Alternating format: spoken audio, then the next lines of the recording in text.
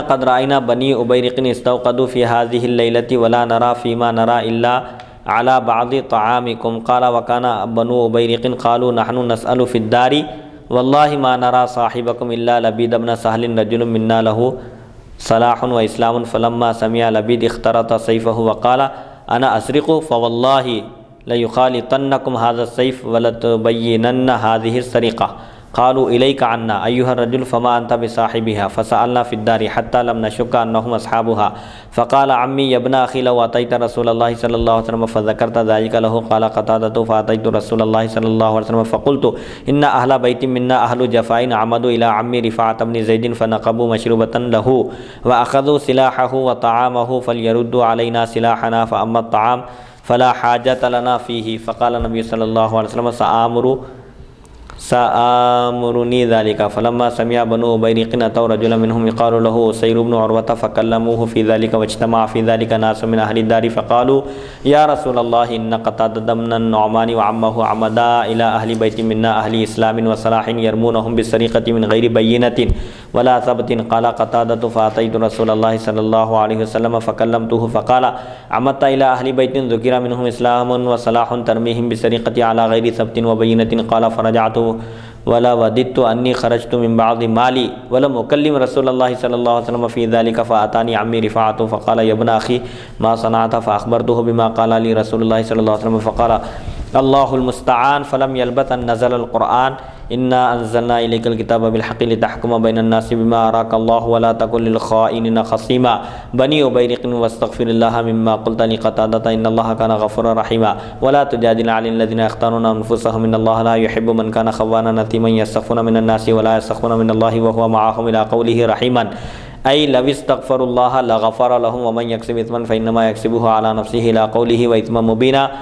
قولهم للبيد ولولا فضل الله عليك ورحمته إلى قوله فسوف نؤتيه أجرا عظيما. فلما نزل القرآن أتى رسول الله صلى الله عليه وسلم بالسلاح فرده إلى رفاعة. فقال قتادة لما أتيت عمي بالسلاح وكان شيخا قد عشيا الشك من أبي عيسى في الجاهلية وكنت أرى إسلامه مدخولا. فلما أتيته بالسلاح قال يا ابن أخي هو في سبيل الله فعرفت أن إسلامه كان صحيحا. فلما نزل القرآن لحق بشير بالمشركين فنزل على سلافة بنت سعد بن سمية فأنزل الله تعالى ومن يشاقق الرسول من بعد ما تبين له الهدى ويتبع غير سبيل المؤمنين نوله ما تولى ونصله جهنم وساءت مصيرا. إن الله لا يغفر أن يشرك به ويغفر ما دون ذلك لمن يشاء ومن يشرك بالله فقد ضل ضلالا بعيدا. فلما نزل على سلافة رماها حسان بن ثابت بأبيات من شعر فأخذت رحله فوضعته على رأسها ثم خرجت به فرمت به في الأبطح ثم قالت أهديت لي شعر حسان ما كنت تأتيني بخير. هذا حديث غريب لا نعلم أحدا أسنده غير محمد بن سلمة الحراني وروى يونس بن بكير وغير واحد هذا الحديث عن محمد بن إسحاق عن عاصم بن عمر بن قتادة مرسلا لم يذكروا فيه عن أبيه عن جده. وقتادة بن النعمان هو أخو أبي سعيد الخدري لأمه وأبو سعيد اسمه سعد بن مالك بن سنان. حدیث نمبر 3166 جو تقریباً 3-3.5 صفحات پر مشتمل ہے، بڑی طویل حدیث ہے. ایک واقعہ ہے اس میں حضرت قتادہ بن نعمان رضی اللہ عنہ بیان کرتے ہیں ہم میں ایک گھرانہ تھا جنہیں بنو ابیرق کہا جاتا تھا. ان کے نام بشر، بشیر اور مبشر تھے. بشیر غالباً بشیر منافق تھا اور نبی کریم صلی اللہ علیہ وسلم کے صحابہ کی بدخواہی میں شعر کہا کرتا تھا، صحابہ کی مذمت کرتا تھا اشعار کے ذریعے. بدبخت اور منافق تھا وہ. پھر اسے کسی اور عرب کی طرف منسوب کر کے کہتا کہ فلاں نے ایسا ایسا کہا ہے. جھوٹ بھی بولتا تھا. خود صحابہ کی مذمت میں، ان کی تنقیص میں، ان کی توہین میں اشعار کہتا، اشعار نظم کرتا اور ان اشعار کو دوسروں کی طرف منسوب کر کے کہتا تھا کہ فلاں عرب اس طرح کہتے ہیں. جب صحابہ کرام یہ کلام سنتے تو فرماتے اللہ کی قسم یہ اشعار تو اسی خبیث اور بدبخت کے ہیں، یا کچھ اور الفاظ کہتے. صحابہ تاڑ لیتے تھے، سمجھ جاتے تھے کہ یہ کسی عرب نے نہیں کہا، یہ خود اس بدبخت کے نظم کیے ہوئے اشعار ہیں. وہ کہتے ہیں یہ ابیرق کے بیٹے ہی کی بکواس ہے اور یہ گھر اور جاہلیت و اسلام دونوں میں محتاج و فاقہ مست تھا. یہ بنو ابیرق دور جاہلیت میں بھی محتاج اور تنگ دست تھے، اسلام میں بھی ان کی وہی حالت ہے. اس لیے یہ صحابہ کی بدخواہی کرتا ہے، ان کی شان میں گستاخی کرتا ہے اور اشعار نظم کر کے اوروں کی طرف منسوب کر کے کہتا ہے کہ فلاں فلاں ان کے بارے میں یہ کہتے ہیں۔ مدینہ طیبہ کے لوگ کھجوریں اور جو کھا کر گزارا کرتے تھے۔ اگر کوئی خوشحال ہوتا تو شام کی طرف سے آنے والے قافلے سے میدہ خریدتا جسے وہ اکیلا ہی کھاتا، اس کے گھر والوں کا کھانا کھجوریں اور جو ہی ہوتے۔ یہ شخص جو منافق تھا اور مدینہ طیبہ میں عام طور پر گزارا کھجور اور جو پر ہوتا تھا۔ اگر کوئی مالدار ہوتا، صاحب ثروت ہوتا، اس کے پاس پیسے ہوتے اور ملک شام سے قافلے آتے اناج غلہ وغیرہ لے کر، تو وہ اس سے میدہ خریدتے تھے۔ اور اس شخص کے بارے میں بیان کیا جا رہا ہے کہ یہ اکیلا ہی کھا جاتا تھا، میدہ خریدتا تھا، جبکہ گھر والے سوکھی کھجوریں اور جو کھا کر گزارا کرتے تھے، اور یہ اکیلا ہی میدہ کھا جاتا تھا، کسی کو شریک بھی نہیں کرتا تھا۔ ایک مرتبہ شام کی طرف سے ایک قافلہ آیا تو میرے چچا رفاع بن زید نے میدے کا ایک تھیلا خریدا اور اسے بالا خانے میں رکھا۔ رفاع بن زید قتادہ بن نعمان کے چچا ہیں، اور قتادہ بن نعمان حضرت ابو سعید خدری مشہور صحابی ہیں، ان کے اخیافی بھائی ہیں، والدہ کی طرف سے ان کے اخیافی بھائی ہیں، اخیافی معنی سوتیلے بھائی۔ تو جب ملک شام سے قافلہ آیا تو حضرت قتادہ بن نعمان فرماتے ہیں کہ میرے چچا رفاع بن زید نے میدے کا ایک تھیلا خریدا آٹے کا اور اسے بالا خانے میں رکھا، گھر میں رکھا، جہاں ہتھیار، زرہ اور تلوار بھی تھی۔ ایک اسٹور روم تھا، سمجھے کوٹری، جس میں آپ نے میدے کا آٹا بھی رکھا، میدہ رکھا، اور ہتھیار، زرہ، تلوار وغیرہ بھی، جنگی سامان بھی وہیں تھا۔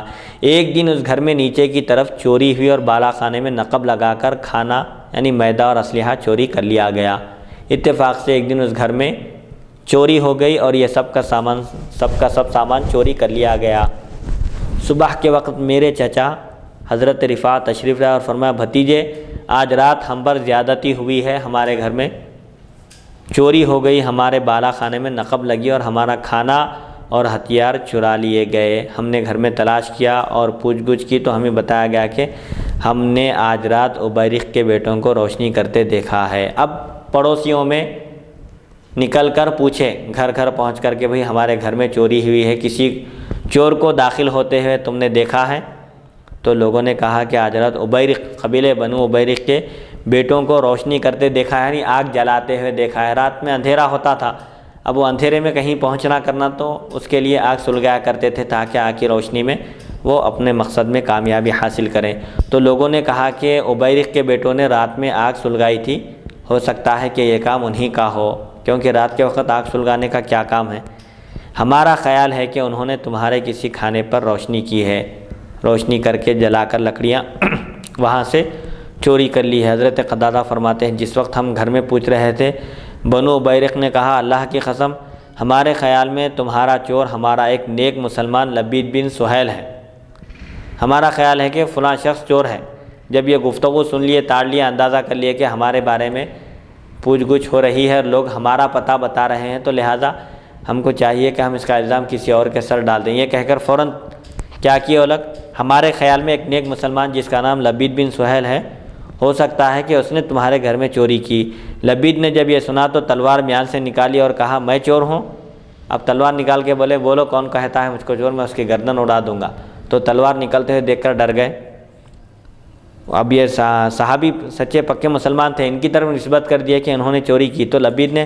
جیسے ہی یہ سنا، انہوں نے تلوار میان سے نکال لی اور کہا، میں چور ہوں؟ اللہ کی قسم یا تو میری تلوار تم میں پیوست ہوگی یا تم ضرور بضرور اس چوری کو ظاہر کرو گے۔ چور کا نام بتانا ورنہ میں تمہاری گردن اڑا دوں گا، میں تو چور نہیں ہوں۔ تلوار نکالتے ہی ڈر گئے ان لوگوں نے کہا، کہنے لگے، ہمیں کچھ نہ کہو، تم نے چوری نہیں کی۔ تلوار نکلتے ہی ڈر گئے اور بولے کہ بھائی ہم کو کچھ بھی مت بولو، چوری تم نہیں کی، تم چور نہیں ہو۔ ہم نے گھر میں پوچھ گچھ کی، یہاں تک کہ ہمیں یقین ہو گیا کہ یہی اولاد عبیرق، قبیلہ عبیرق کے لوگ ہی چور ہیں۔ حضرت قتادہ فرماتے ہیں چونکہ دلیل ہونا نہ کسی پر چوری کا الزام لگانے کے لیے، صرف اندازہ قائم کرنے سے کچھ نہیں ہوگا۔ میرے چچا نے مجھ سے کہا ہے، بھتیجے کیا ہی اچھا ہوتا کہ تم نبی کریم صلی اللہ علیہ وسلم کی بارگاہ اقدس میں حاضر ہو کر سارا قصہ بتا دیتے۔ اگر حضور کی خدمت میں حاضر ہو کر یہ قصہ بیان کر دو تو ہو سکتا ہے کہ ہمیں کچھ رہنمائی ملے اور قرآن کے ذریعے ہمارے چور کا پتہ معلوم ہو جائے۔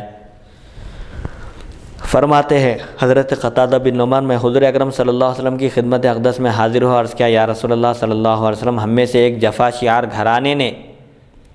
میرے چچا رفاع بن زید کے مشروبہ میں نقب لگائی اسٹور روم میں، اور ان کا اسلحہ اور کھانے پینے کی چیزیں چرا کر لے گئے۔ ہمارا ہتھیار واپس دے دیں، کھانے کے سامان کی ہمیں ضرورت نہیں ہے۔ غلہ لے کر گئے ہیں، میدہ لے کر گئے ہیں، ٹھیک ہے وہ کھانے کی چیزیں استعمال کرو، ہم کو ضرورت نہیں ہے، اس کا ہم مواخذہ نہیں کریں گے، البتہ ہتھیار ہماری ضرورت کی چیز ہے، میدان جنگ میں کام آنے کی چیز ہے، لہذا ہمارا ہتھیار ہم کو واپس دے دیں۔ اب یہ حضور اکرم صلی اللہ علیہ وسلم کی خدمت میں حاضر ہو کر عرض کیے کہ ہمارے ہی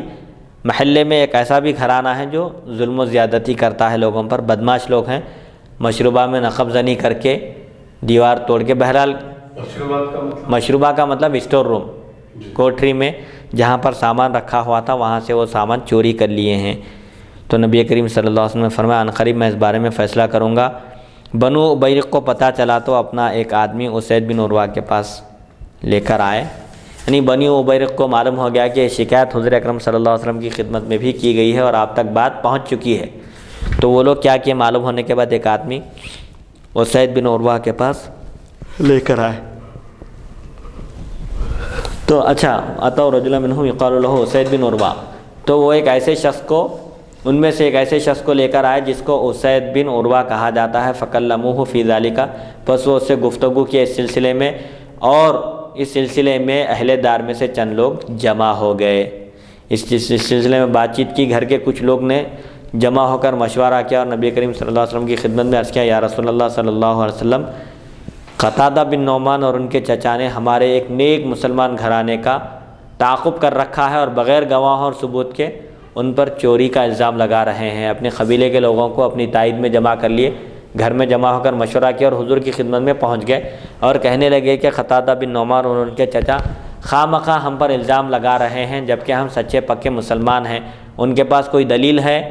اور نہ ہی کوئی ثبوت ہے۔ حضرت قتادہ فرماتے ہیں میں حضور اکرم صلی اللہ علیہ وسلم کی خدمت میں حاضر ہوا اور گفتگو کی۔ ان کے واپس ہونے کے بعد پھر حضرت قتادہ پہنچے اور اس سلسلے میں گفتگو کی، تو آپ صلی اللہ علیہ وسلم نے فرمایا تم نے ایک ایسے گھرانے والوں کا تعاقب کر رکھا ہے، پیچھا کر رکھا ہے، تحقیقات کر رہے ہو جن کے متعلق بتایا گیا ہے کہ وہ نیکوکار مسلمان ہیں، متقی پرہیزگار ہیں، اہل صلاح میں سے ہیں، اچھے لوگ ہیں، اور پھر تم ان کا تعاقب کر رہے ہو، خواہ مخواہ ان پر شک کر رہے ہو، شک کی سوئی ان کی طرف گھما رہے ہو، اور تم ان پر چوری کا الزام لگاتے ہو حالانکہ تمہارے پاس نہ تو گواہ ہیں اور نہ ہی کوئی ثبوت، کس بنیاد پر پھر تم ان پر چوری کا الزام لگاتے ہو؟ حضرت قتادہ فرماتے ہیں پھر میں وہاں سے گھر لوٹا اور سوچا کاش کہ میں اپنا یہ تھوڑا سا مال جانے دیتا، لیکن حضور اکرم صلی اللہ علیہ وسلم کو نہ بتاتا تو کیا ہی اچھا تھا۔ تھوڑے سے مال کی وجہ سے میں حضور اکرم صلی اللہ علیہ وسلم کی نظر میں برا ہو گیا ہوں، گر گیا ہوں کہ حضور اکرم صلی اللہ علیہ وسلم نے مجھ سے فرمایا کہ تم خواہ مخواہ ایک اچھے گھرانے، ایک نیکوکار مسلمانوں کے تعلق سے بدگمانی تم نے دل میں پیدا کر لی ہے۔ تو یہ صحابی یہاں پر بے چینی کا اظہار کر رہے ہیں کہ بھئی میں حضور اکرم صلی اللہ علیہ وسلم کی بارگاہ میں میرا مقام و مرتبہ کچھ کم نہیں ہونا تھا، اس کے بدلے میں یہ مال چلے جاتا تو کوئی فکر کی بات نہیں تھی، تھوڑا بہت سامان تھا، یہ جنگی سامان تھا، گیا تو گیا تھا، لیکن حضور کی نظر میں ایسا نہیں ہونا تھا کہ وہ لوگ آ کر اپنی صفائی پیش کر دیے اور کہے کہ یہ لوگ خواہ مخواہ ہم پر الزام لگا رہے ہیں، نہ ان کے پاس نہ کوئی دلیل ہے اور نہ ہی کوئی ثبوت۔ تو حضرت قتادہ بن نعمان دیکھیے صحابہ کا عقیدہ اور ان کی فکر کہ وہ یہ چاہتے تھے کہ ساری دنیا ناراض ہو جائے، ہم کو اس کی کوئی پرواہ نہیں، اللہ اور اس کے رسول ہم سے راضی رہنا، اللہ اور اس کے رسول ہم سے کبھی بھی ناراض نہیں ہونا، یہی ہم کو تعلیم دے رہے ہیں کہ بھائی دنیا کی پونجی، دنیا کی دولت، دنیا کی پراپرٹی یہ سب ایک دن ختم ہونے والی چیزیں ہیں، یہ چیز کام آنے والی نہیں ہے، اصل کام آنے والی چیز ہے اللہ اور اس کے رسول کی خوشنودی۔ بظاہر حضور یہاں ان سے ناراض ہو گئے، ناراضگی کا اظہار محسوس ہوا کہ تم لوگ خواہ مخواہ ایک اچھے خاصے گھرانے کا تعاقب کر رہے ہو، تحقیقات میں لگے ہوئے ہو اور ان پر شک کر رہے ہو، الزام دے رہے ہو، لیکن تمہارے پاس نہ کوئی گواہ ہے اور نہ ہی کوئی ثبوت۔ تو یہ صحابی دل میں ایک بے چینی محسوس کیے، کاش کہ میں حضور کی خدمت میں حاضر نہ ہوتا اور یہ معروضہ ہی پیش نہ کرتا، یہ قصہ ہی بیان نہ کرتا، تھوڑے سے مال کے لیے میں حضور کے پاس پہنچا، وہ مال جانے دیتا، ضائع ہونے دیتا، اس کی فکر نہ کرتا، اور حضور کی بارگاہ میں میں مقرب رہتا تو کیا ہی اچھا تھا، یہ فکر لاحق ہو گیا آپ کو۔ پھر میں اپنے چچا رفاع کے پاس آیا تو انہوں نے فرمایا بھتیجے تم نے کیا کچھ کیا، یعنی کچھ کر کے آئے، تم حضور کی خدمت میں پہنچے تھے۔ میں نے وہ تمام بات بتا دی جو حضور اکرم صلی اللہ علیہ وسلم نے مجھ سے فرمائی تھی۔ انہوں نے کہا اللہ ہی مددگار ہے۔ اب ہم حضور اکرم صلی اللہ علیہ وسلم کی خدمت میں پیش کیے، چونکہ حضور اکرم صلی اللہ علیہ وسلم بھی ظاہر پر فیصلہ فرماتے تھے اور اپنی امت کو آپ تاکید فرما دیے تھے کہ مجھے اللہ تعالیٰ نے ظاہر پر فیصلہ کرنے کا حکم دیا ہے، جو شواہد پیش کرے گا، دلائل پیش کرے گا، ثبوت پیش کرے گا، اگرچہ کہ وہ حق پر نہیں ہے، میں اس کے حق میں فیصلہ کروں گا ظاہری ثبوتوں کی بنیاد پر۔ لہٰذا اگر کوئی شخص چرب زبانی سے کام لیتے ہوئے، زبان کی مہارت سے ناجائز فائدہ اٹھاتے ہوئے میرے سامنے بہترین دلائل پیش کرے، اپنی حجت میں غالب رہے، تو اس کو اس بات سے یعنی اس کو یہ بات ذہن نشین رکھنا چاہیے کہ میں اس کے حق میں اگر فیصلہ کر رہا ہوں تو میں اس کو آگ کا ایک ٹکڑا دے رہا ہوں، جہنم کی آگ کا ایک ٹکڑا اس کو عطا کر رہا ہوں۔ اب اس کو اختیار ہے، چاہے تو وہ اس ٹکڑے کو لے، چاہے تو نہ لے۔ بولنے کا مقصد یہ ہے کہ حضور اکرم صلی اللہ علیہ وسلم قلبی احوال پر بھی مطلع ہیں، اس کے باوجود آپ ظاہری شواہد کی بنیاد پر اور ظاہری دلائل کی بنیاد پر فیصلہ فرماتے تھے تاکہ امت کے ججوں کو اور امت کے حاکموں کو سہولت ہو جائے، کیونکہ وہ لوگ تو دلوں کے احوال پر مطلع نہیں ہو سکتے، ان کو تو صرف ظاہر پر ہی فیصلہ کرنا ہے۔ چنانچہ جب وہ اپنے چچا رفاع بن زید رضی اللہ عنہ سے اس کا ذکر کیے تو آپ کہیں کہ اب اللہ ہی سے ہم کو مدد طلب کرنا چاہیے، اللہ کی بارگاہ میں ہی اپنا مقدمہ پیش کرنا چاہیے۔ بس زیادہ وقت نہیں گزرا تھا کہ قرآن کی آیت نازل ہوئی، انا انزلنا الیک الکتاب،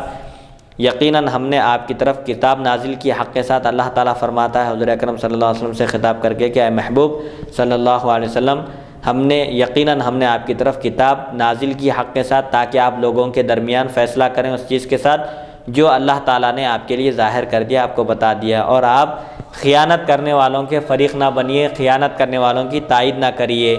خیانت کرنے والے کون ہیں؟ بنی ابیرق، یعنی چونکہ ظاہری دلائل ان کے ساتھ تھے، ان کے پاس کوئی دلیل نہیں تھی اور کوئی ثبوت نہیں تھا کہ چور حقیقت میں بنی ابیرق ہی ہیں، تو حضور اکرم صلی اللہ علیہ وسلم نے ظاہر کی بنیاد پر فیصلہ فرماتے ہوئے آپ نے حضرت قتادہ بن نعمان سے فرمایا تھا کہ تم لوگ ایک اچھے خاصے گھرانے کے بارے میں شک کر رہے ہو، وہ لوگ تو آ کر اپنی یہ صفائی پیش کیے اور تمہارے پاس کوئی ثبوت بھی نہیں ہے۔ پھر الزام لگانے کے لیے، کسی کو چور کہنے کے لیے ثبوت اور دلیل کی ضرورت ہے، تو اللہ تعالیٰ نے فرمایا کہ آپ فیصلہ کیجئے۔ اللہ تعالیٰ آپ کو بتا رہا ہے کہ یہ بنی ابیرق خیانت کرنے والے لوگ ہیں، آپ ان کی تائید مت کریے اور اللہ تعالیٰ سے مغفرت طلب کیجئے۔ جو کچھ آپ نے قتادہ سے کہا تھا کہ تم الزام دے رہے ہو، تمہارے پاس کوئی دلیل اور ثبوت نہیں ہے، تو اس سے آپ اللہ تعالیٰ سے مغفرت طلب کیجئے، یقیناً اللہ تعالیٰ خوب بخشنے والا، بے حد مہربان ہے۔ اور آپ ان لوگوں کی طرف سے بحث مت کیجئے اور ان لوگوں کا دفاع مت کیجئے جو اپنے نفسوں پر خیانت کرتے ہیں، یقیناً اللہ تعالیٰ ان لوگوں کو پسند نہیں کرتا جو خیانت کرتے ہیں اور گناہ کرتے ہیں۔ یستخفون من الناس، لوگوں سے تو محفوظ رہنا چاہتے ہیں، لوگوں سے تو چھپتے ہیں لیکن اللہ سے نہیں چھپتے، حالانکہ اللہ ان کے ساتھ ہے، اللہ سب کچھ جانتا ہے،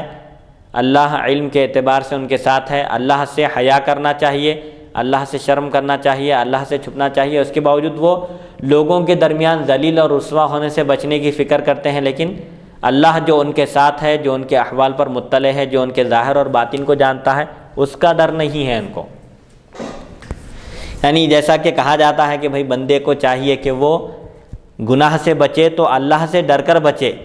یہ سوچ کر نہیں کہ لوگ دیکھ رہے ہیں، مجھ کو شراب پیتے ہوئے دیکھ کر لوگ کیا کہیں گے، لوگوں کی فکر کرنے کی ضرورت نہیں ہے۔ اللہ اگر مجھے گناہ کرتے ہوئے دیکھ رہا ہے تو وہ کیا کہے گا۔ جیسا کہ ایک مرشد اپنے ایک مرید کو بے حد چاہتے تھے، ایک مرید ان کا منظور نظر تھا، دوسرے مریدوں پر یہ بات شاخ گزری کہ کیا بات ہے کہ ہمارے مرشد، ہمارے حضرت اس شخص سے محبت کرتے ہیں، اس شخص کو زیادہ چاہتے ہیں۔ یہ بات پیر و مرشد کے کانوں تک پہنچ گئی، انہوں نے تاڑ لیا اور فرمایا کہ ایک دن میں تم لوگوں کا امتحان لوں گا۔ چنانچہ انہوں نے ایک دن اپنے مریدین کو بلا کر سب کے ہاتھ میں ایک ایک مرغی اور ایک چاقو دے دیا اور فرمائے کہ اس مرغی کو لے جا کر ایسی جگہ ذبح کرو جہاں پر کوئی نہ دیکھ رہا ہو۔ چنانچہ سب مرید ایک ایک مرغی لے کر پہنچ گئے، کوئی کوٹھری میں چلے گئے، کوئی تہخانے میں چلے گئے، کوئی برج کے نیچے پہنچ گئے، بہرحال سب مرید اپنے ہاتھوں میں اس مرغی کو ذبح کر کے لے کر مرشد کی خدمت میں پہنچ گئے، اور جس مرید کو مرشد زیادہ چاہتے تھے وہ اپنی مرغی جس طرح لے گئے تھے اسی طرح واپس لائے، انہوں نے ذبح نہیں کی۔ تو مرشد نے پوچھا کہ کیا بات ہے، تم نے حکم کی تعمیل نہیں کی؟ میں نے کہا تھا کہ اس مرغی کو لے جا کر ایک ایسی جگہ ذبح کرو جہاں پر کوئی نہ دیکھ رہا ہو۔ تو اس مرید صادق نے عرض کیا، اس سعادت مند مرید نے عرض کیا کہ حضرت ایسی کوئی جگہ میں پایا ہی نہیں جہاں پر اللہ نہ دیکھ رہا ہو، اللہ تو ہر جگہ موجود ہے، وہ دیکھ رہا ہے۔ تو یہ تصور ہونا چاہیے بندے کو کہ اگر میں لوگوں سے چھپ کر گناہ کروں تو اللہ تو مجھے دیکھ رہا ہے۔ اب یہ ان آیتوں کی جو تسلسل کے ساتھ چل رہی ہے، حضور اکرم صلی اللہ علیہ وسلم نے یہاں تک تلاوت فرمائی کہ وَهُوَ مَعَهُمْ يَسْتَخْفُونَ مِنَ النَّاسِ وَلَا يَسْتَخْفُونَ مِنَ اللَّهِ وَهُوَ مَعَهُمْ إِذْ يُبَيِّتُونَ مِنَ الْقَوْلِ مَا لَا يَرْضَىٰ بِهِ، یعنی وہ لوگ ایسی بات کہتے ہیں جس سے وہ خود راضی نہیں ہیں۔ پھر اس کے بعد فرماتے ہیں کہ اگر یہ لوگ اللہ تعالیٰ سے مغفرت طلب کریں، اپنے گناہوں پر نادم ہوں، اپنے گناہوں کا اقرار کر کے اللہ کی بارگاہ میں رجوع ہو جائیں تو ضرور اللہ تعالیٰ ان کے گناہ بخش دے گا۔ اور جو کوئی گناہ کرتا ہے تو اس کے گناہ کا وبال اسی پر ہوتا ہے۔ کوئی گناہ کر کے کسی کا کچھ نہیں بگاڑتا، جو گناہ کرتا ہے وہی اپنے انجام کو پہنچے گا، اپنے گناہ کا وبال اسی پر ہوگا۔ یہ اس آیت کی بھی تلاوت فرمایا اثم مبینہ تک، یعنی جو کسی پاک دامن پر تہمت لگاتا ہے، بے قصور شخص پر الزام دیتا ہے تو وہ قیامت کے دن سخت ترین سزا کا مستحق قرار پائے گا، یعنی سخت ترین سزا کا مستحق قرار پائے گا۔ وہ تہمت کس پر لگا رہے تھے؟ لبید بن سہیل جن کا ذکر ہوا تھا اوپر کے، ایک سچے پکے مسلمان تھے، چوری کی نسبت ان کی طرف کر دی تھی بنو ابیرق نے، اور کہا تھا کہ ہمارے خیال میں جو سچے پکے مسلمان ہیں لبید بن سہیل وہ چور ہیں۔ تو یہ جو الزام لگائے تھے، اب اس بارے میں فرماتے ہیں کہ انہوں نے جو لبید سے کہا تھا کہ لبید جو سچے پکے مسلمان ہیں وہ چور ہیں، تو ان پر الزام دیے تھے۔ الزام دینے والے قیامت کے دن سخت ترین سزا کے مستحق ہیں، ان کو اللہ تعالیٰ قیامت کے دن سزا دے گا۔ اور پھر قولہم للبید ولولا فضل اللہ علیک ورحمتہ، اور اگر آپ پر اللہ کا فضل اور اس کی رحمت نہ ہوتی تو یہ لوگ آپ کو مشکل میں ڈال دینے والے تھے۔ یہاں تک اس کی تلاوت فرمائی آپ نے، فسوف نؤتیہ اجرا عظیما۔ پس جب قرآن نازل ہوا تو وہ رسول اکرم صلی اللہ علیہ وسلم کے پاس ہتھیار لے کر آئے اور ہتھیار کو رفاع کے حوالے کر دیے۔ قرآن میں جب ان کی پول کھول دی گئی، ان کا راز فاش کر دیا گیا، ان کی چوری سے پردہ اٹھا دیا گیا، تو اب کوئی چارہ نہ رہا، وہ لوگ ہتھیار لے کر حضور اکرم صلی اللہ علیہ وسلم کی خدمت میں حاضر ہوئے اور رفاع رضی اللہ عنہ کے حوالے کر دیے۔ قتادہ نے کہا جب میں اپنے چچا کے پاس ہتھیار لے کر آیا، اس حال میں کہ وہ بوڑھے تھے اور نابینا ہو چکے تھے، ان کو دکھائی نہیں دے رہا تھا، نظر کمزور ہو گئی تھی، تو شک یہ راوی کی جانب سے ہے قد عصیہ فرمائے یا عشیہ، یعنی ان کی بینائی، وہ بوڑھے ہو چکے تھے، ان کی بینائی کم ہو گئی تھی یا جاہلیت ہی میں بوڑھے ہو چکے تھے۔ وَكُنْتُ أَرَىٰ إِسْلَامَهُ مَدْخُلًا، ابو عیسیٰ راوی کو شک ہے کہ وہ دور جاہلیت میں ہی بوڑھے ہو چکے تھے یا مسلمان ہونے کے بعد آخر عمر میں ان کی بینائی کمزور ہو گئی تھی۔ وَكُنْتُ أَرَىٰ، حضرت قتادہ بن نعمان فرماتے ہیں اور مجھے ان کے سچے دل سے مسلمان ہونے میں شک تھا کہ انہوں نے صدق دل سے اسلام قبول کیا ہے یا اپنے جان و مال کی حفاظت کے لیے صرف زبان سے کلمہ پڑھ لیا ہے۔ جب میں اپنے چچا کے پاس ہتھیار لے کر آیا تھا، انہوں نے کہا ہے بھتیجے یہ اللہ کے راستے میں ہے۔ حضرت رفاع بن زید رضی اللہ عنہ جو مسلمان ہو گئے تھے، ان کے بھتیجے کو شک تھا ان کے اسلام کے بارے میں کہ انہوں نے صدق دل سے کلمہ پڑھا ہے یا پھر اپنی جان اور مال کی حفاظت کے لیے بظاہر مسلمان ہو گئے ہیں۔ لیکن جب یہ ہتھیار لے کر ان کی خدمت میں پہنچے اور وہ ہتھیار پیش کر دیے تو انہوں نے کہا کہ یہ ہتھیار میں اللہ کے راستے میں وقف کرتا ہوں۔ تو پس مجھے معلوم ہوا کہ ان کا اسلام بالکل درست تھا، وہ سچے پکے مسلمان ہیں۔ جب قرآن کی آیات نازل ہوئیں تو بشیر مشرکین سے جا ملا اور سلافہ بنت سعد بن سمیہ کے پاس ٹھہرا۔ اس پر اللہ تعالیٰ نے یہ آیات نازل فرمائی، اور جو کوئی رسول کی مخالفت کرے اس کے لیے ہدایت واضح ہو جانے کے بعد اور مومنوں کا راستہ چھوڑ کر دوسرا راستہ اختیار کرے، دوسرے راستے پر چلے تو ہم اس کو پھیر دیں گے جس طرف وہ پھرتا ہے، اور ہم اس کو جہنم رسید کر دیں گے، اور جہنم کیا ہی برا ٹھکانہ ہے۔ یقیناً اللہ تعالیٰ اس بات کو نہیں بخشتا کہ اس کے ساتھ شرک کیا جائے، کسی کو اس کی ذات و صفات میں شریک ٹھہرایا جائے۔ اس کے علاوہ وہ جو چاہتا ہے اور جس کے چاہتا ہے گناہ بخش دیتا ہے، اور جو کوئی اللہ کے ساتھ کسی کو شریک ٹھہرائے یقیناً وہ سیدھے راستے سے بھٹک چکا ہے اور بہت دور نکل چکا ہے۔ جب وہ سلافہ کے پاس آیا، بشیر جس نے چوری کی تھی اور ایک سچے پکے مسلمان پر تہمت لگایا تھا، وہ جب سلافہ نامی ایک خاتون کے پاس اترا تو حضرت حسان بن ثابت رضی اللہ عنہ نے چند شعروں میں سلافہ کی ہجو کی، مذمت کی۔ سلافہ کے پاس ٹھہرا تھا، سلافہ نے اس کو پناہ دی اس خاتون نے، تو اس خاتون کی مذمت میں آپ نے چند اشعار کہے۔ چنانچہ جب وہ اشعار اس خاتون کے کانوں تک پہنچے تو وہ اس نے بشیر کا پالان لیا اور اسے سر پر رکھ کر وادی ابطح میں رکھ آئی اور کہنے لگی، تو میرے پاس حسان کے شعر بطور تحفہ لایا ہے، تو کچھ بھی نہیں لایا۔ مطلب یہ ہے کہ تو میرے پاس آ کر اور خواہ مخواہ میری مذمت میں اور میری بے ادبی میں، یعنی میری توہین میں اضافہ کر رہا ہے۔ تو میرے پاس قیام کیا، اسی وجہ سے حضرت حسان بن ثابت رضی اللہ عنہ نے میری مذمت میں اشعار کہے ہیں، لہٰذا تو یہاں سے نکل جا اور چلا جا۔ یہ حدیث غریب ہے۔ محمد بن سلمہ حرانی کے سوا کسی نے اسے مسند نہیں بیان کیا۔ یونس بن بکیر اور کئی دوسرے لوگوں نے اسے بواسطہ محمد بن اسحاق عاصم بن عمر بن قتادہ رضی اللہ عنہ سے مرسل روایت کیا ہے، یعنی درمیان میں ایک راوی کا واسطہ چھوڑ دیا، اس میں ان کے والد اور دادا کا واسطہ مذکور نہیں۔ حضرت قتادہ بن نعمان حضرت ابو سعید خدری رضی اللہ عنہ کے اخیافی بھائی ہیں، ماں کی طرف سے بھائی ہیں، سوتیلے۔ ابو سعید خدری رضی اللہ عنہ کا نام سعد بن مالک بن سنان ہے، حدیث نمبر 3167۔ بہرحال اس طویل حدیث میں یہ تعلیم دی جا رہی ہے کہ ایک مومن کو کبھی خیانت نہیں کرنا چاہیے، چوری نہیں کرنا چاہیے۔ اگر بشری تقاضے کے لحاظ سے اگر کوئی جرم ہو جائے تو وہاں پر اقرار کرنا چاہیے، اصرار نہیں کرنا چاہیے گناہ پر۔ گناہ اگر ہو جائے تو نادم ہونا چاہیے، اقرار کرنا چاہیے۔ اس حدیث سے ہم کو یہ درس بھی ملتا ہے کہ بعض لوگ، یعنی جیسا کہ بنو ابیرق، بعض لوگ جو فطری طور پر شرارتی ہوتے ہیں، غنڈہ گردی کرتے ہیں، بدماشی جن کی رگ رگ میں داخل رہتی ہے، رچی بسی ہوئی رہتی ہے، ایسے لوگوں سے بھی ہم کو ہوشیار اور چوکنا رہنا چاہیے۔ اگر اب جیسا کہ اب یہاں پر اسلامی حکومت نہیں ہے، اسلامی حکومت ہو، چوری ثابت ہو جائے، جرم ثابت ہو جائے تو 10 درہم چوری کرنے پر ہاتھ کاٹا جائے گا۔ یہ اسلامی سزائیں اس لیے مقرر کی گئی ہیں تاکہ لوگ جرم سے باز رہیں اور اسلامی معاشرہ ایک صالح معاشرہ بن کر لوگوں کے درمیان ابھرے اور صالح معاشرہ تشکیل پائے۔ امن اور امان کا گہوارہ معاشرہ اس وقت بن سکتا ہے جب ہر ایک شخص جواب دہی کا تصور رکھے اور اپنے آپ کو اسلامی احکام کے مطابق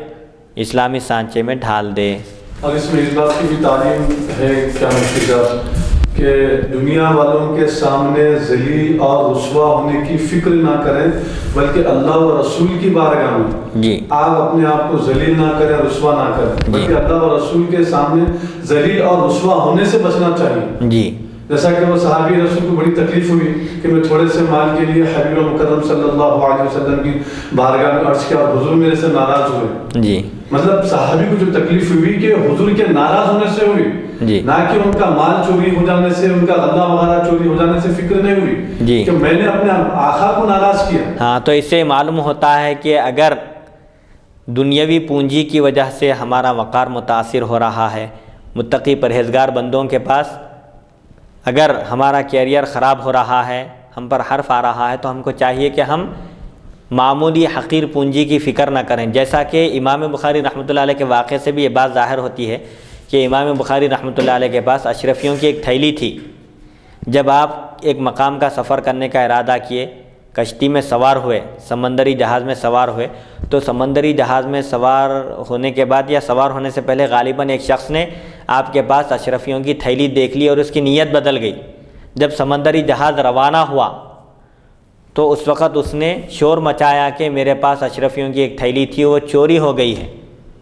جیسے ہی امام بخاری رحمۃ اللہ علیہ نے سنا، آہستہ سے چپکے سے آپ نے لوگوں کی نظر بچا کر آپ کے پاس جو اشرفیوں کی تھیلی تھی، جو حقیقت میں آپ ہی کی تھی، آپ نے اس کو پانی کی نظر کر دیا، سمندر میں ڈال دیا۔ اب لوگوں کی تلاشی لی گئی،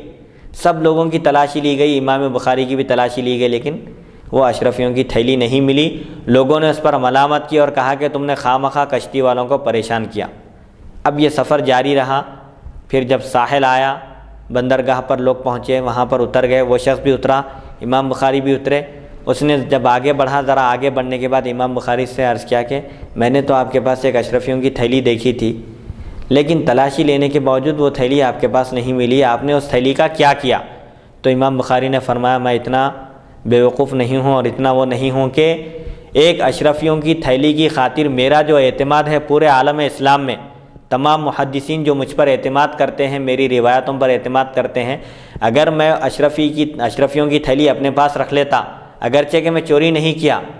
چوری کی تہمت سے میں پاک ہوں، چوری کے گناہ سے میں نے چوری نہیں کی تھی، لیکن بظاہر میرے پاس کوئی دلیل نہیں تھی اور لوگ مجھے چور سمجھتے اور میری ذات پر حرف آ جاتا، مجھے اپنی ذات کی فکر نہیں تھی، احادیث رسول کی فکر تھی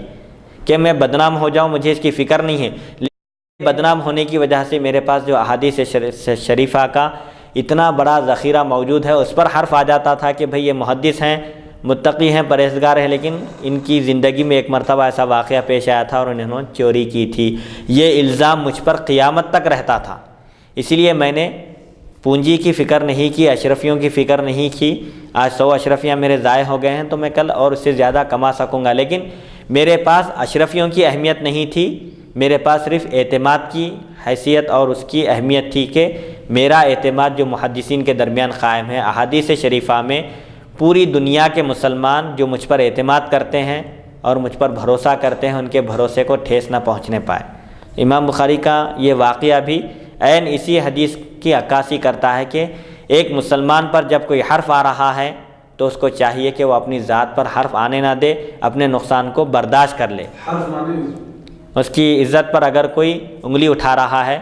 تو اس انگلی کو اٹھانے سے بچنے کے لیے، یعنی اپنی عزت اور اپنے وقار کو محفوظ رکھنے کے لیے اگر اپنے مال کی قربانی دینی پڑے تو اس سے بھی پیچھے نہیں ہٹنا چاہیے، اس کی فکر نہیں کرنی چاہیے، وہ ایک تھوڑے سے دن کا غم رہتا ہے، لیکن اگر کسی پر کوئی حرف آ جائے، کوئی الزام لگ جائے، کوئی دھبا آ جائے تو وہ دھبا اس سے مٹنے والا نہیں ہے۔ توبہ کر لے، اگر حقیقت میں کیا ہے وہ جرم، توبہ کر لے تو اللہ تعالیٰ کے پاس تو معاف ہو جاتا ہے، لیکن بندوں کی نظر میں تو ہمیشہ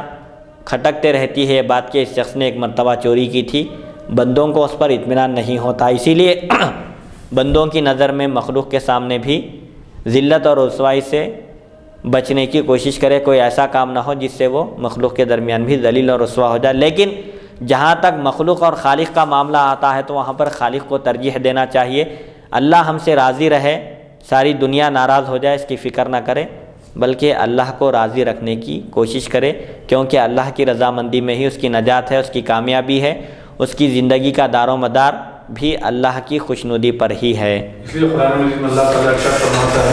وَرِضْوَانٌ مِّنَ اللَّهِ أَكْبَرُ، اللہ کو راضی کرنا، اللہ کو خوش کرنا، یہی سب سے بڑا عمل ہے۔ ایک آخری بالکل ایک 15 سیکنڈ کا سوال ہے مفتی صاحب، اور وہ یہ ہے کہ وہ صحابی رسول جب جو ہے پوچھے کہ کیا تم یہ واقعہ حبیب مکرم صلی اللہ علیہ وسلم کی بارگاہ میں پیش کیا، بالکل پیش کیا، لیکن میرے آقا مجھ سے ناراض ہوئے، اور وہ کیونکہ میرے پاس ثبوت نہیں ہے کہ وہ چور تھا،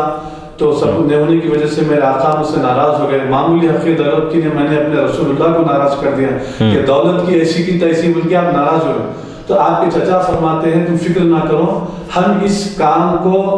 ہمارا اللہ ہی ہماری مدد کرنے والا ہے، اللہ کے حوالے کر دی۔ تعلیم دی جا رہی ہے کہ بجائے تو ناراض ہونے کے، تکلیف محسوس کرنے کے، تجھ پر جو ظلم کیا گیا ہے تو اپنے ظلم کو اللہ کے حوالے کر دے، اپنی حاجتوں کو اللہ کے حوالے کر دے، اللہ ہی اس کا بدلہ لے گا۔ دیکھیے قرآن اس کا شاہد ہے جی، اور پھر قرآن شریف میں آیت نازل ہو گئی، اے حبیب مکرم صلی اللہ علیہ وسلم، جو آپ کے پاس جو صحابی حاضر ہوئے تھے وہ حق پر ہیں، اور جو آ کر یہ کہے تھے کہ ان کے پاس ثبوت نہیں ہے اور وہ ہم پر الزام لگا رہے ہیں، وہ جھوٹ بول رہے ہیں، حقیقت میں وہ چور ہیں۔ یعنی کہ قرآن سے یہ بات واضح ہو گئی، ثابت ہو گئی کہ جب کسی مظلوم پر ظلم ہوتا ہے اور وہ اللہ تعالیٰ سے جب رجوع ہوتا ہے ظلم ہونے کے بعد، تو اللہ اس کی ضرور مدد کرے جی، قرآن کی آیت سے یہ بات ثابت ہو رہی ہے۔ اب وہاں پر حضور ناراضگی کا اظہار بظاہر سمجھے ناراض نہیں ہوئے، لیکن ان سے یہ بیان کیے کہ بھئی ایک خاندان کے بارے میں، قبیلے کے بارے میں جب یہ مشہور ہے، یہ کہا جاتا ہے کہ وہ لوگ، چونکہ ظاہر پر حکم لگانے کا حکم ہے، ظاہری اعتبار سے جو اقوال سامنے آئیں گے، جو باتیں آئیں گی، اس کے لحاظ سے فیصلہ کیا جائے گا، تو وہ لوگ آ کر اپنی زبان سے کہے کہ ہم مسلمان ہیں، ہمارا گھرانہ صلاح میں، تقویٰ میں مشہور ہے، ہم پر کوئی ایسا انگلی نہیں اٹھاتے، لیکن یہ صاحب کہہ رہے ہیں کہ ہم نے چوری کی ہے، اگر ہم نے چوری کی ہے تو پھر ان کے پاس ثبوت کیا ہے؟ ثبوت ہونا چاہیے، دلیل ہونا چاہیے۔ الزام لگانے سے پہلے سوچ لینا چاہیے، اگر الزام لگا رہے ہیں تو اس کے لیے ثبوت اور شواہد کی بھی ضرورت ہے۔ تو حضور ان سے یہ پوچھے کہ بھئی جب تم الزام لگا رہے ہو، ٹھیک ہے تم کہہ رہے ہو کہ ان لوگوں نے چوری کی، تو ثبوت کیا ہے تمہارے پاس؟ تو ثبوت پوچھے تو وہ غمگین ہو گئے کہ بھئی ایک حقیر معمولی پونجی کی خاطر حضور اکرم صلی اللہ علیہ وسلم کی نظر میں گر گیا۔ وہ ایسا محسوس کیے کہ ظاہر بات ہے اگر کوئی کسی پر تہمت لگائے تو اس کے لیے دلیل ہونا ضروری ہے، ثبوت ہونا ضروری ہے، اور میرے پاس دلیل ہے نہ ثبوت ہے۔ میں کہہ تو رہا ہوں، الزام تو لگا رہا ہوں، لیکن حضور اکرم صلی اللہ علیہ وسلم اس بات کو پسند نہیں کیے کہ کسی پر الزام لگانے سے بہتر ہے اگر دلیل اور ثبوت نہ ہو تو نقصان برداشت کر لو اپنا، زیادہ سے زیادہ دنیا کا نقصان ہوگا، لیکن اگر کسی پر الزام لگائے اور دلیل اور ثبوت نہ ہو اور خدا نخواستہ اگر وہ الزام غلط ثابت ہو جائے تو مومن پر تہمت لگانا بھی بہت بڑا گناہ ہے، آخرت کا نقصان ہوگا۔ تو دنیا کا نقصان برداشت کرنا آسان ہے آخرت کے نقصان کے مقابلے میں، تو مومن کو یہی تعلیم دی جا رہی ہے کہ جہاں دنیا کا نقصان ہو اور آخرت کا نقصان ہو تو دنیا کے نقصان کو ترجیح دے اور اپنے آخرت کے نقصان کو، اپنے آپ کو آخرت کے نقصان سے بچائے، دنیا کے نقصان کو برداشت کر لے، کیونکہ دنیا عارضی ہے، ہمیشہ رہنے والی نہیں ہے، یہ دنیا ایک دن فنا ہونے والی ہے، ختم ہونے والی ہے، لیکن آخرت میں اگر نقصان پہنچے تو یہ اس کے لیے بڑی خطرناک بات ہے۔ اسی لیے جہاں دنیا متاثر ہوتی ہے، اگر دنیا کی بھلائی چاہیں گے، دنیا میں اچھا رہنا چاہیں گے تو آخرت متاثر ہوتی ہے، تو ایسی صورت میں آخرت کو سیف کر کے، اس کو محفوظ کر کے اپنی دنیا کو نقصان پہنچانا چاہیے۔ اگر آخرت ہماری سنور سکتی ہے دنیا کو نقصان پہنچانے سے تو آخرت کو نقصان پہنچانا، دنیا کو نقصان پہنچانا چاہیے، اور آخرت میں اللہ کے عذاب سے محفوظ رہنے کی فکر کرنی چاہیے۔ الحمدللہ آج ہم حدیث نمبر 3144 سے شروع کیے تھے آج کی نشست کا آغاز، الحمدللہ اللہ کی توفیق اور اس کی مدد سے حدیث نمبر 166 تک ہم پہنچ چکے ہیں۔ اللہ تعالیٰ سے دعا ہے کہ وہ ہم کو سننے اور سنانے سے زیادہ احادیث شریفہ پر عمل کرنے کی توفیق عطا فرمائے، اور جامعہ انواریہ کے لیے خاص طور پر ہم اللہ تعالیٰ کی بارگاہ میں دعا کرتے ہیں کہ وہ اس مدرسے کو دن دونی رات چوگنی ترقی عطا فرمائے، اور جن مسائل سے یہ مدرسہ دوچار ہیں ان مسائل میں اللہ تعالیٰ اس ارباب مدرسہ کی مدد فرمائے اور تمام مسائل کو آسانی کے ساتھ اللہ تعالیٰ پائے تکمیل تک پہنچائے، اور جو لوگ اس ریکارڈنگ کا اہتمام کر رہے ہیں، اس میں جس قسم کا بھی حصہ لے رہے ہیں، اللہ تعالیٰ ان سب کی زندگیوں میں برکت عطا فرمائے اور ان کے دنیاوی اور دینی اخروی مقاصد میں کامیابی عطا فرمائے۔ وصلی اللہ تعالیٰ علی خیر خلقہ سیدنا محمد و آلہ و صحبہ اجمعین والحمد للہ رب العالمین۔